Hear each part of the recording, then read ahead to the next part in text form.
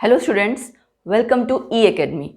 हम केमिस्ट्री का third chapter कर रहे हैं, structure of classification and periodicity तक पहुंच गए थे, जिसमें कि हमने वन स्टेप बाय स्टेप करके हमें क्या करना है, सारी प्रॉपर्टीज स्टडी करनी है। सबसे पहले प्रॉपर्टी हमने जो पिक की थी वो थी एटॉमिक रेडियस, ठीक है।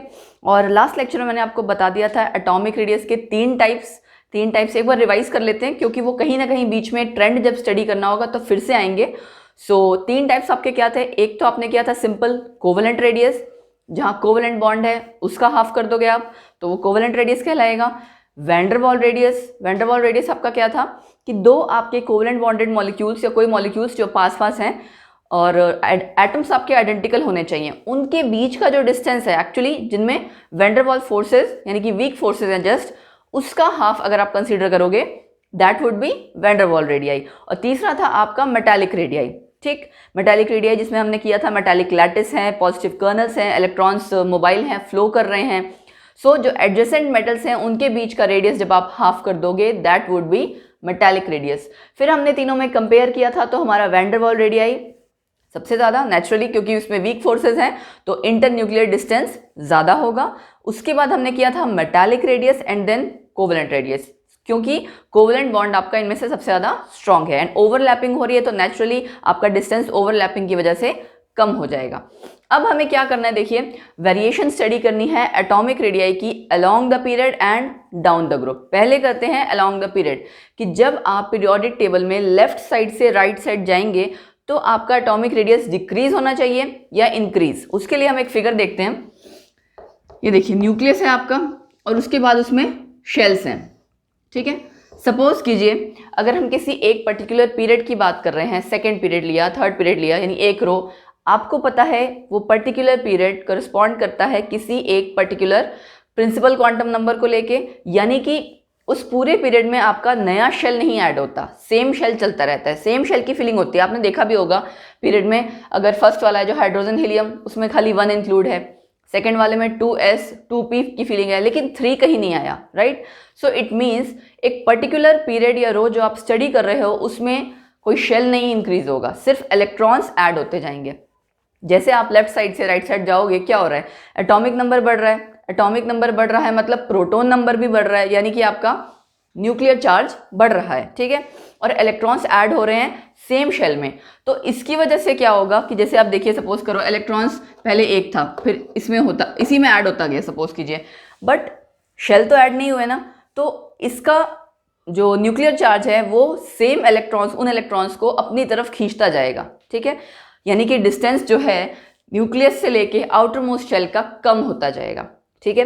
मैं दोबारा बता दे रही हूँ, जब आपके इलेक्ट्रॉन्स बाहर से अंदर आ रहे हैं, एक एक इलेक्ट्रॉन इंक्रीज होता जा रहा है, एटॉमिक नंबर भी इंक्रीज हो रहा है और न्यूक्लियर चार्ज भी आपका इंक्रीज हो रहा है, राइट, क्योंकि प्रोटॉन नंबर इंक्रीज हो रहा है। लेकिन वो इंक्रीज इतना ज़्यादा है कि आपका हर स्टेप पे, हर एक एलिमेंट जब इंक्रीज होता है उसमें क्या हो रहा है कि एटॉमिक नंबर के साथ साथ प्रोटॉन नंबर बढ़ रहा है, न्यूक्लियर चार्ज का इफेक्ट ज़्यादा होता है और जो इलेक्ट्रॉन आ रहा है वो धीरे धीरे करके और क्लोजर होता जा रहा है न्यूक्लियस के, ठीक है, क्योंकि शेल नहीं इंक्रीज हो रहा। शेल का नंबर अगर इंक्रीज होता, सपोज करो एक शेल और आता, तो शायद डिस्टेंस बढ़ता, है ना। डिस्टेंस अगर बढ़ता, बेशक इसका न्यूक्लियर चार्ज बढ़ता, बट डिस्टेंस भी बढ़ा तो थोड़े काउंटर इफेक्ट्स क्रिएट होते, मतलब कि आपका डिस्टेंस और वो दोनों चीज़ का बैलेंस होता। लेकिन इस केस में ऐसा नहीं हो रहा है, आपका शेल नहीं इंक्रीज हो रहा। जब हम लेफ्ट से लेके राइट में जाएंगे यानी पीरियोडिक टेबल में, तो आपका एटॉमिक रेडियस डिक्रीज होगा, ठीक है। क्या होगा, atomic radius decreases, atomic radii कह सकते हो आप, डिक्रीजेस अलोंग द पीरियड या फिर फ्रॉम लेफ्ट टू राइट, या आप ऐसे कह सकते हो as we go from left to right in the period. Reason भी आपको देना है, क्या रीजन आएगा, बिकॉज न्यूक्लियर चार्ज इंक्रीजेस, यही हो रहा है ना आपका, nuclear charge increases with increase in atomic number. ये पूरा आपको एक्सप्लेन करना आना चाहिए क्योंकि काफ़ी इंपॉर्टेंट पार्ट है। एमसीक्यूज में नो डाउट एक्सप्लेन नहीं करना, बट अटेम्प्ट करना आना चाहिए आपको, कंपैरेटिव स्टडी आनी चाहिए। लेकिन अदरवाइज आपको सब्जेक्टिव आंसर जब लिखना होगा तो आपको पूरा डिटेल में एक एक चीज़ एक्सप्लेन करनी होगी। So increases with increase in atomic number, fine. But क्या चीज नहीं बढ़ रही आपकी, increase in atomic number, but the incoming electrons are added in the same shell, ठीक है ना, but the incoming electrons are added in the same shell, in the same shell, and there is no increase in the shell number, in the number of shells भी कह सकते हो, shell number भी कह सकते हो। इसका रीजन कि आपको एक्सप्लेन पूरा इसलिए करना पड़ेगा कि भाई इफेक्टिव न्यूक्लियर चार्ज तो बढ़ रहा है ना, बट आपको साइड बाय साइड ये भी तो एक्सप्लेन करना पड़ेगा कि न्यूक्लियर चार्ज बढ़ रहा है तो उसका इफेक्ट क्यों हो रहा है ऐसा, क्योंकि इलेक्ट्रॉन्स भी बढ़ते जा रहे हैं। सो आपने क्या एक्सप्लेन कर दिया, nuclear charge increases with increase in atomic number, fine, but increasing electrons are added in the same shell and there is no increase in number of shell, fine. उसके बाद आपको एक्सप्लेन करना पड़ेगा due to this electrons are you can say more influenced by the nucleus, ठीक है। इसको मैं explain नहीं, इसको मैं जस्ट आपको एक्सप्लेन कर दे रही हूँ बिकॉज आंसर का मतलब मुझे ऐसा लगता है कि समझ आना ज़्यादा ज़रूरी है। कॉन्सेप्ट आपको समझ आ जाएगा तो आप अपने हिसाब से लिख सकते हैं उसको। तो आप क्या लिखोगे, due to the effective nuclear charge या increased nuclear charge electrons are becoming more and more closer to the nucleus, मतलब इलेक्ट्रॉन्स न्यूक्लियस के और ज़्यादा पास आते जा रहे हैं, विच रिजल्ट्स इन द, क्या बोलोगे आप, डिक्रीज इन एटॉमिक रेडियस, ठीक है। जैसे ये चीज़ एक्चुअली अगर आप इलेक्ट्रॉन आपका न्यूक्लियस के पास आ रहा है तो उसका मतलब क्या है, हमने ऑर्बिटल की बात की थी ना कि आपका ऑर्बिटल का मतलब क्या है, जहाँ तक मैक्सिमम आपका इलेक्ट्रॉन आउटर मोस्ट शेल वाला प्रेजेंट है उसके अकॉर्डिंग आप कहते हो, कोई शार्प बाउंड्री तो है नहीं, आप क्या कहते थे, इलेक्ट्रॉन डेंसिटी जहाँ तक है। अब इलेक्ट्रॉन ही अगर पास आ जाएगा इसका मतलब वो जो हमने हाइपोथेटिकल से ये बाउंड्री ड्रॉ की होती है, हाइपोथेटिकल मतलब अंदाजे के लिए जो बाउंड्री ड्रॉ की होती है वो बाउंड्री भी आपकी छोटी हो जाएगी, फाइन। सो इसका मतलब एटॉमिक रेडियस आपका रिड्यूस होता जाएगा as we go from left to right. अब बात आती है, अगर हम कंपेयर करते हैं, सबसे इधर सेकेंड रो में देखते हैं लिथियम है और सबसे कोने में क्या है, इनर्ट गैस नियॉन। तो जैसे जैसे आप जाते जाओगे बीच में एक आध जगह आपका ट्रेंड चेंज होता है, ठीक है। कहाँ होता है और मैं उसका रीज़न भी बताती हूँ।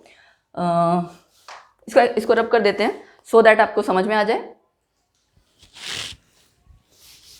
देखिए कभी कभी आपका एटॉम, जैसे जो भी आप ट्रेंड करोगे उसमें एक चीज़ है कि ट्रेंड के बीच में कहीं कहीं जगह एक्सेप्शंस आएंगी।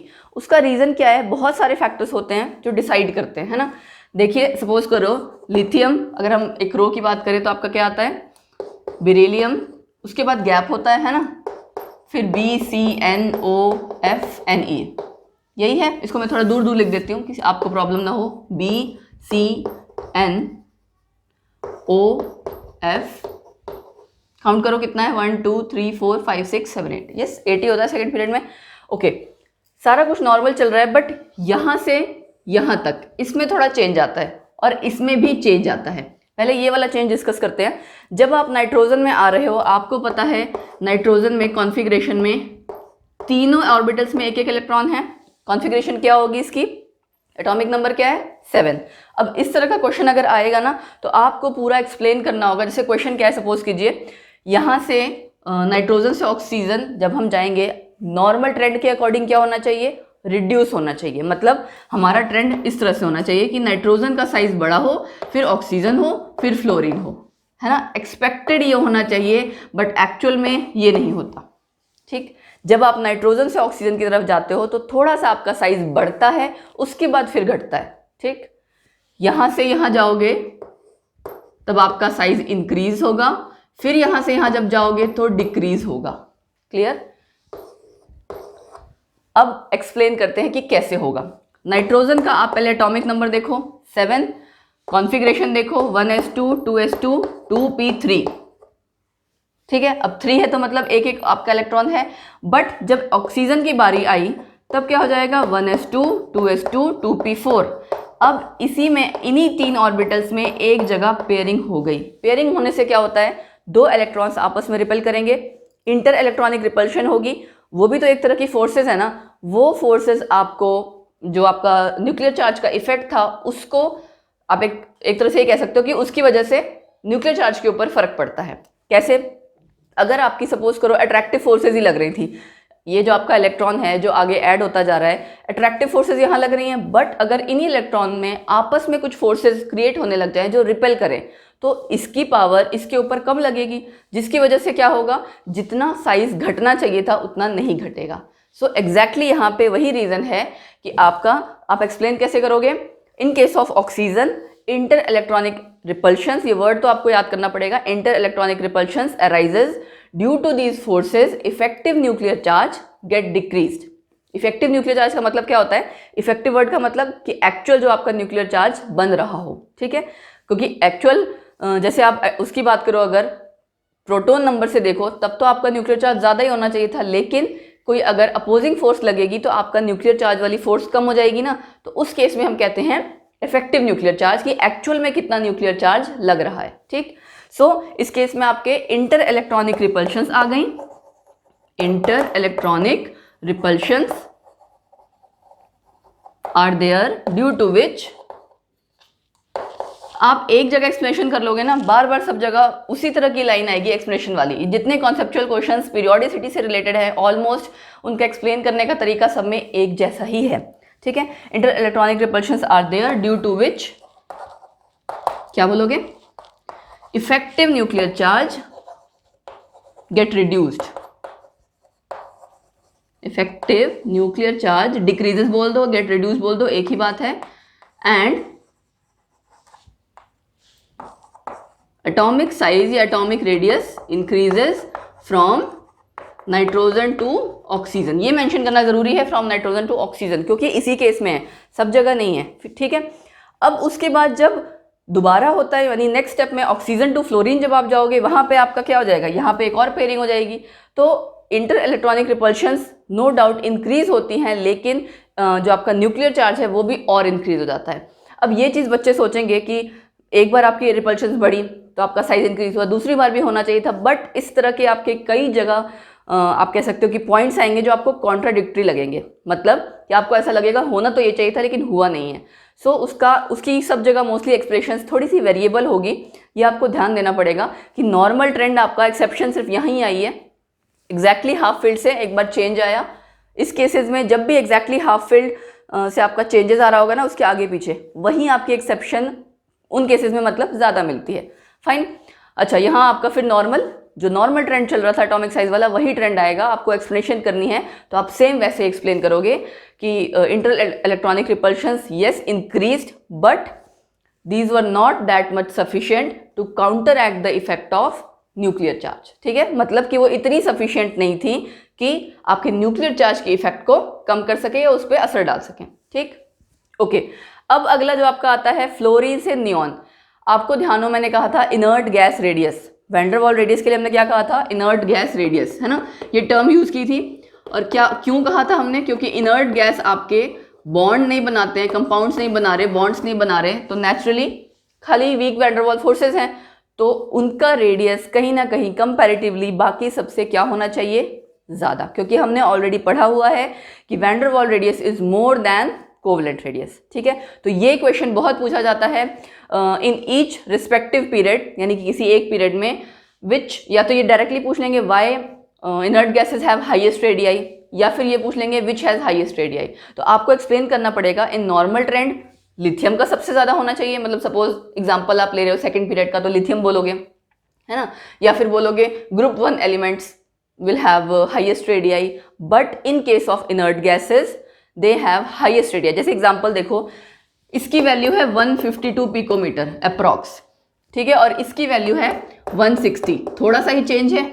वो जो थोड़ा सा चेंज या डिफरेंस आपका आ रहा है वो जस्ट इसी वजह से है कि इसके केस में आप वैन डर वाल्स रेडियाई यानी इनर्ट गैस रेडियाई मेजर करते हो, बट यहाँ पे आप कोवलेंट रेडियाई मेजर करते हो। अदरवाइज जो आपका नॉर्मल ट्रेंड चलता आ रहा था, रेडियस आपका रिड्यूस होता जाएगा, एक जस्ट यहाँ वेरिएशन आई, मतलब सॉरी एक्सेप्शन आई, एक यहाँ। फाइन। सो आई होप आपको अलोंग द पीरियड पूरा क्लियर हो गया होगा कि एटॉमिक रेडियस कैसे चेंज हो रहा है। अब हम करते हैं down the group. Down the group देखिए कैसा चेंज आएगा, हम सेम कंसीडर कर लेते हैं। लिथियम, उसके नीचे क्या था आपका, जब आप डाउन द उसमें जाओगे, सोडियम देन पोटेशियम, ठीक है। दो एग्जांपल कोई भी ले लेते हैं। लिथियम का आपका सेकंड पीरियड है और इसका थर्ड पीरियड है, ठीक है। कॉन्फ़िगरेशन भी लिख लें दोनों की सो दैट इजी रहे। इसकी आ जाएगी 1s2 2s1, इसकी 1s2 2s2 2p6, इसका एटॉमिक नंबर क्या होता है 11, सो यहाँ पे 3s1। ठीक है, अब आप देख सकते हो यहाँ कौन सा शेल है सेकेंड, यहाँ कौन सा शेल है थर्ड। तो अगर आप डायग्राम देखें न्यूक्लियस, लिथियम के केस में तो ये आ गया, लेकिन सोडियम के केस में क्या आया, ये। ऐसे ही जैसे जैसे नीचे जाते जाओगे शेल बढ़ता जाएगा। So it means atomic radius down the group क्या होना चाहिए, इंक्रीज। ठीक है, एटॉमिक रेडियस, अब एक्सप्लेन करती हूं मैं कि कैसे। Atomic radii increases down the group. Clear? Reason क्या है, ड्यू टू इंक्रीज इन, किस चीज में इंक्रीज हो रहा है, प्रिंसिपल शेल या मेन शेल, या due to increase in the number of shells. ठीक है, सो आप क्या करोगे,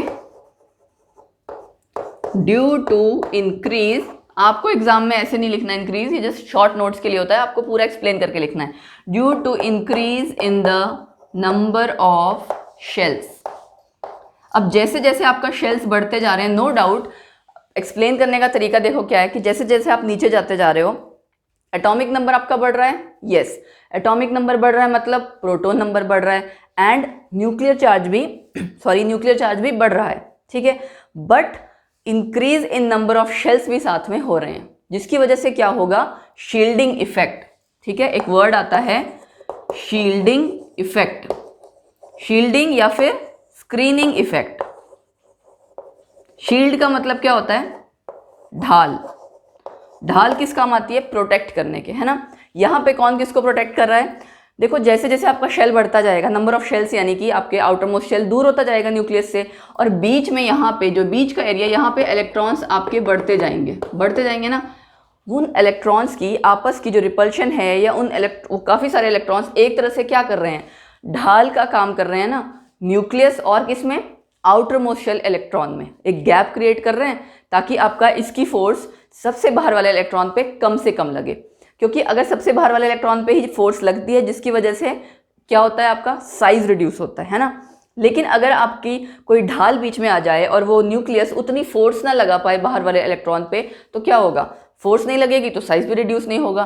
सो आपको एक्सप्लेन कैसे करना है, as we move down the group atomic number increases and nuclear charge also increases, but there is also increase in number of shells, है ना। हर स्टेप पे आपके बढ़ रहा है ना, and due to the shielding effect of intervening electron. Intervening word अगर नहीं रहती याद रह, इंटरवीनिंग का मतलब होता है बीच वाले इलेक्ट्रॉन्स। अगर ये वर्ड आपको नहीं याद रह सकता तो आप उसके लिए दूसरा वर्ड यूज कर सकते हैं, ड्यू टू द इलेक्ट्रॉन्स या due to the inner electrons. Inner electrons भी सेटिस्फाई कर देगा चीजें।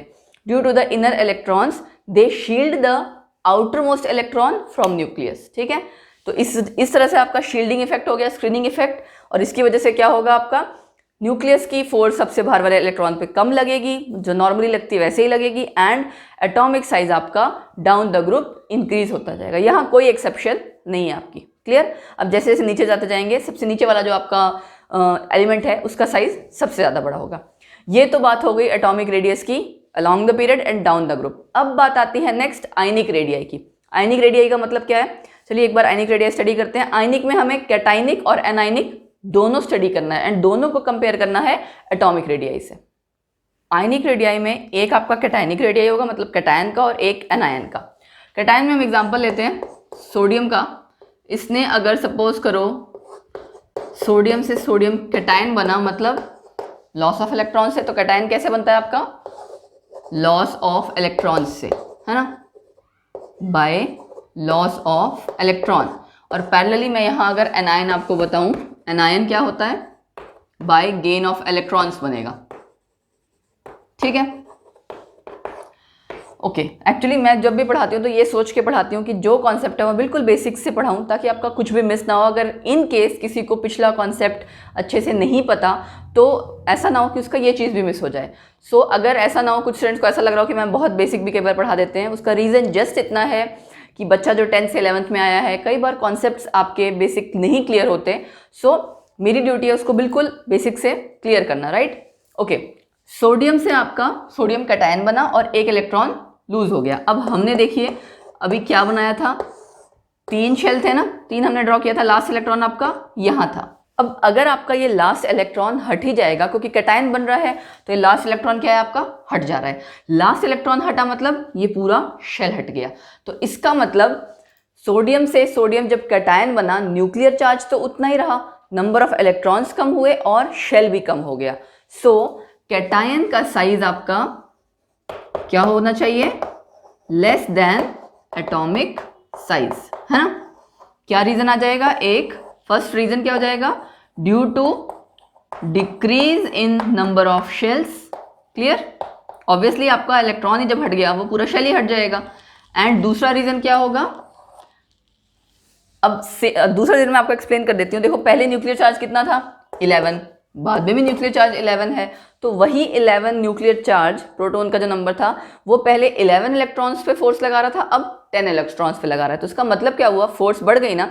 जो एक्स्ट्रा इलेक्ट्रॉन, एक इलेक्ट्रॉन जो आपका चला गया, वो वाली फोर्स कहाँ डिस्ट्रीब्यूट हुई, इन्हीं आपके रिमेनिंग इलेक्ट्रॉन्स में। सो इसका मतलब क्या बोलोगे आप, due to increase in effective nuclear charge. Clear, ये आपको एक्सप्लेन करना पड़ेगा कि कैसे इफेक्टिव न्यूक्लियर चार्ज, क्या बोलोगे इसके लिए, same nuclear charge is influencing laser number of electrons. मतलब जितना न्यूक्लियर चार्ज आपका पहले था उतना ही बाद में आपका कम नंबर ऑफ इलेक्ट्रॉन्स पे फोर्स लगा रहा है। क्लियर हो गया, कैटायन के केस में तो क्लियर हो गया।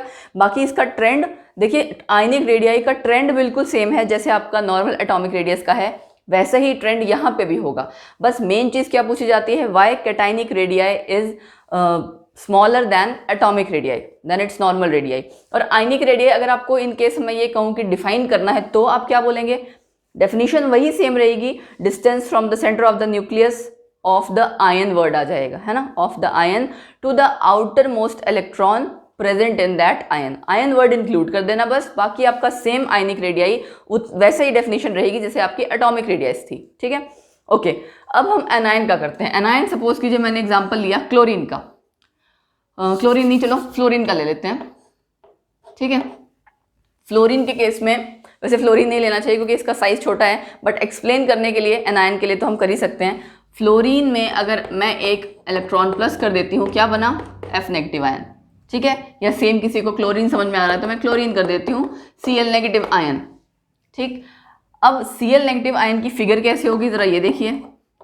एटॉमिक नंबर इसका कितना था, 17 है कि नहीं है, चेक कर लेते हैं। आपका एल्यूमिनियम उसी रो में आता है ना, एल्यूमिनियम देन फॉस्फोरस, सी लिख लेते हैं, एल्यूमिनियम फॉस्फोरस देन 13 14 15, क्या मिस हो गया, sodium magnesium NaMgAl SiS, silicon miss हो गया भाई, मैं सोचूं बीच में कुछ मिस हो गया है। ओके 13 14 15 16 17 हो गया ना। ओके 17 का आप अब इलेक्ट्रॉनिक कॉन्फ़िगरेशन लिखेंगे तो लास्ट में क्या आता है, ये थर्ड वाला ही चला था ना आपका, सोडियम वाला ही रो है, तो सोडियम वाली रो में 3p5 इलेक्ट्रॉनिक कॉन्फ़िगरेशन अगर आप लिखोगे तो यहाँ आपकी थी 3p5, यहाँ क्या हो जाएगी 3p6।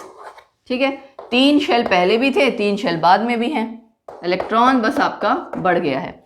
तो नंबर ऑफ शेल्स तो नहीं बढ़े एनायन के केस में, लेकिन एक चीज आपकी बढ़ गई कि आपका न्यूक्लियर चार्ज तो सेम रहा, 17 यहाँ था 17 वहाँ, लेकिन यहाँ 17 न्यूक्लियर चार्ज 17 इलेक्ट्रॉन्स को संभाल रहा है, फोर्स लगा रहा है, वहाँ 17 न्यूक्लियर चार्ज 18 इलेक्ट्रॉन्स पे फोर्स लगा रहा है। सो क्या मतलब हुआ इसका कि इफेक्टिव न्यूक्लियर चार्ज हमारा डिक्रीज हो गया है। तो एनायन का साइज आपका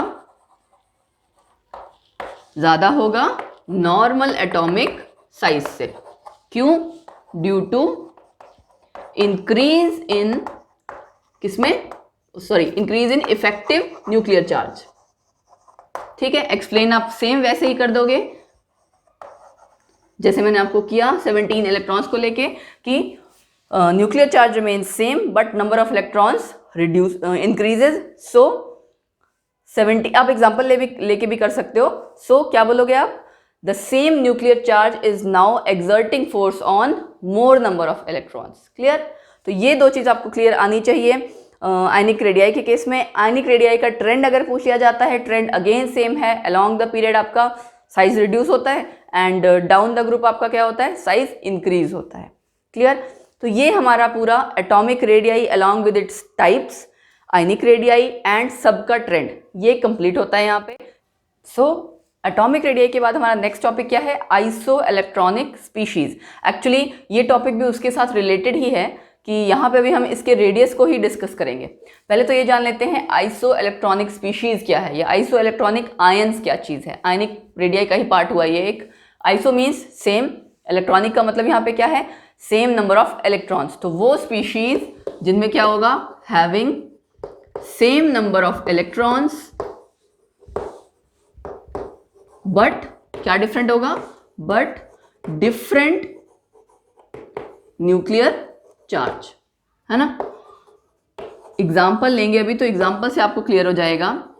पहले बस जस्ट हमें ये पता होना चाहिए आइसो इलेक्ट्रॉनिक स्पीशीज क्या है, एंड जो आयंस आपके बनेंगे उन आयंस में जो एटॉमिक रेडियाई का ट्रेंड है वो कैसा होगा। उसके लिए एक एग्जाम्पल लेते हैं। देखिए, सपोज कीजिए एल्यूमिनियम का मैंने कैटायन लिया, अच्छा, उसके बाद magnesium, then sodium, fine, then उसके बाद आपका आएगा F negative, fluorine 1 negative, oxygen 2 negative, N 3 negative. पहले तो देखो चेक करते हैं क्या सब में 10 इलेक्ट्रॉन, सॉरी सब में सेम इलेक्ट्रॉन है। एक्चुअली आंसर ही निकल गया मेरे मुंह से कि कितने इलेक्ट्रॉन्स हैं, बट सेम इलेक्ट्रॉन है सब में। एटॉमिक नंबर इसका क्या है, मैं एटॉमिक नंबर भी लिखती जा रही हूँ। एटॉमिक नंबर से आपका क्या क्लियर होगा, प्रोटॉन नंबर, है ना। तो यहाँ पे मैं प्रोटॉन नंबर मेंशन कर देती हूँ एंड इलेक्ट्रॉन, ठीक है। सबका हम डिस्कस करेंगे, उससे क्लियर हो जाएगा। प्रोटॉन नंबर एक्चुअली कोरस्पॉन्ड कर रहा है आपके न्यूक्लियर चार्ज को। 13 है इसका एटॉमिक नंबर, और इलेक्ट्रॉन 3 निकल गए 10। मैग्नीशियम 12, 2 निकल गए 10। सोडियम का 11, 1 निकल गया 10, ठीक है। फ्लोरीन का आपका क्या होता है एटॉमिक नंबर, 9। एक इलेक्ट्रॉन एक्स्ट्रा है, 1 नेगेटिव है ना, तो 10। आई होप आपको ये चीज़ क्लियर होगा कि जो चार्ज होता है, प्लस का मतलब क्या है, +3 +2 का मतलब कि कैटायन है, इलेक्ट्रॉन्स कम हुए हैं। तो जितने आपके जितना नंबर दिया होता है उतना ही इलेक्ट्रॉन्स आप कम कर देते हो, तो उसके हिसाब से मैं कैलकुलेट कर रही हूँ। और एनायन के केस में आप उतना ही बढ़ा देते हो। सो यहाँ पे 8 आपका एटॉमिक नंबर था, proton number, and +2 10 electrons. Again इसका क्या हो जाएगा, 7 + 3 10। तो इलेक्ट्रॉन्स सब में सेम है, मतलब क्या हो गया, ये आइसो इलेक्ट्रॉनिक स्पीशीज या आइसो इलेक्ट्रॉनिक आयंस। अब बात आती है इनके एटॉमिक रेडियाई की ट्रेंड की, कि आपके अकॉर्डिंग एटॉमिक रेडियाई किसका सबसे ज़्यादा होना चाहिए, किसका ज़्यादा होगा। अब यहाँ शेल एंड ऑल कुछ मतलब नहीं है ना। शेल का तो हम डिस्कस कर नहीं सकते, कहीं पे शेल कम हुआ है किसमें ज़्यादा, लेकिन हम क्या चीज़ डिस्कस कर सकते हैं, इफेक्टिव न्यूक्लियर चार्ज, कि कितना अमाउंट आपका न्यूक्लियर चार्ज है और कितने इलेक्ट्रॉन्स को वो होल्ड कर रहा है। अब हैं तो सब में 10 ही इलेक्ट्रॉन, तो ये बात भी हमारी हट गई कि 10 इलेक्ट्रॉन को होल्ड करना है, 10 इलेक्ट्रॉन पे यानी कि फोर्स लगाना है। तो जितना ज़्यादा आपका ये प्रोटॉन नंबर होगा, इसका मतलब उतना ही ज़्यादा न्यूक्लियर चार्ज है। यहाँ देखो 13 10 को होल्ड कर रहा है, यहाँ 12 10 को होल्ड कर रहा है, यहाँ 11 10 को, अगर नियॉन ले लेती तो 10 10 को होल्ड करता। सो इसी तरह से आप देखते जा रहे हो कि यहाँ न्यूक्लियर चार्ज कम है। So basically ionic radii iso electronic species के केस में कैसा ट्रेंड शो करेगा, it decreases with increase in magnitude of nuclear charge. मतलब सबसे ज़्यादा बड़ा रेडियस आपका किसका होना चाहिए, नाइट्रोजन N3 नेगेटिव का। क्यों, क्योंकि इसके पास कम न्यूक्लियर चार्ज वो आपका ज़्यादा इलेक्ट्रॉन्स पे लगा रहा है। भाई मतलब तो यही हुआ ना आपका, जब तक सेम है तब तक तो कोई दिक्कत नहीं आती, लेकिन अगर न्यूक्लियर चार्ज बढ़ेगा और वो कम इलेक्ट्रॉन्स पे फोर्स लगा रहा है, तो ज़्यादा फोर्स लगाएगा, वो इलेक्ट्रॉन्स आपके जो आउटर मोस्ट वाले हैं वो अंदर की तरफ और खींचेंगे, तो रेडियस आपका और कम होगा। लेकिन इसके केस में क्या है, आपका न्यूक्लियर चार्ज की वैल्यू ही कम है और वो ज़्यादा इलेक्ट्रॉन्स में हमें डिस्ट्रीब्यूट करनी है ना। बात इतनी सी है कि 1 on 1 का मतलब, 1 on 1 का मतलब क्या है कि एक प्रोटॉन, अगर आप ये सोचो कि न्यूक्लियर चार्ज का एक इलेक्ट्रॉन पे फोर्स लगा रहा है, दूसरा दूसरे पे फोर्स लगा रहा है, तो जब तक सेम है तब तक ठीक। लेकिन अगर न्यूक्लियर चार्ज की वैल्यू कम हो गई, सो इट मीन्स कि आपको उतने से न्यूक्लियर चार्ज को ज़्यादा फोर्स लगानी पड़ेगी सारे इलेक्ट्रॉन्स में। क्लियर? सो आप क्या बोलोगे, ionic radii of iso electronic species, iso electronic ions भी बोल सकते हो, आइसो इलेक्ट्रॉनिक स्पीशीज या आइसो इलेक्ट्रॉनिक आयंस इंक्रीजेस ठीक है, यहाँ ionic radii increases with decrease in the magnitude of, magnitude का मतलब होता है वैल्यू, ठीक है, magnitude of effective nuclear charge. Actually यहाँ इफेक्टिव भी नहीं आएगा, यहाँ पे न्यूक्लियर चार्ज ही आएगा, ठीक है। आप मेंशन कर दोगे तो भी कोई प्रॉब्लम नहीं है, but increase in the magnitude of nuclear charge या इफेक्टिव लगा ही लेना। कई बार हम यूजुअली इफेक्टिव वर्ड सब जगह लगा ही लेते हैं, ऐसे कोई प्रॉब्लम नहीं है, क्योंकि चेंजेस हमारे आ रहे होते हैं, कैटायन एनायन, ठीक है। ठीक, इसको आप दूसरी तरह से भी लिख सकते हो, यहाँ डिक्रीज कर दोगे तो वहाँ इंक्रीज हो जाएगा, फाइन, जिसको जैसा ठीक लगे। मैंने कॉन्सेप्ट समझा दिया आपको कि आइसोइलेक्ट्रॉनिक स्पीशीज क्या होती हैं, एंड ये क्वेश्चन बहुत पूछा जाता है, सो ज़रूरी नहीं है ये एग्जाम्पल हो, कोई भी एग्जाम्पल हो सकता है। वहाँ सबसे पहले चेक करो इलेक्ट्रॉन्स सब में सेम है कि नहीं है, अगर सेम है तो जिसका एटॉमिक नंबर ज़्यादा हुआ इसका मतलब उसका प्रोटॉन नंबर ज़्यादा है, इसका मतलब उसका न्यूक्लियर चार्ज ज़्यादा है, उसका रेडियस सबसे कम होगा। Clear? So this was all about atomic radii, and उसके बाद ये जो इसका कनेक्टिंग टॉपिक था वो भी हमने कवर कर लिया। अब हमें इसी तरह से कुछ और प्रॉपर्टीज़ हैं जो डिस्कस करनी है। नेक्स्ट हमारी प्रॉपर्टी होगी आयनाइजेशन एंथैल्पी, सो वो हम नेक्स्ट लेक्चर में करेंगे। आप तब तक यहाँ तक का जितना है उसको रिवाइज कीजिए, and do come in the next lecture also, क्योंकि हम पूरा चैप्टर कॉन्टिन्यूटी में कर रहे हैं। कोई भी एक चीज़ आपकी मिस हुई तो आगे वाला टॉपिक आपको समझ नहीं आएगा। सो आई होप आप मेरी वीडियोस पसंद कर रहे होंगे, ज़्यादा से ज़्यादा इनको प्लीज़ शेयर कीजिए, और अगर अभी तक लाइक नहीं किया है तो लाइक भी ज़रूर कीजिए। सब्सक्राइब करें चैनल को, अगर आप लोग नए हैं अपने दोस्तों को भी सब्सक्राइब करवाएं और उनको भी बोलें यहाँ आके केमिस्ट्री पढ़ने के लिए, एंड ज़्यादा से ज़्यादा अपना जो भी आपका सपोर्ट है show that please, and that's it for this lecture. Thank you, bye bye.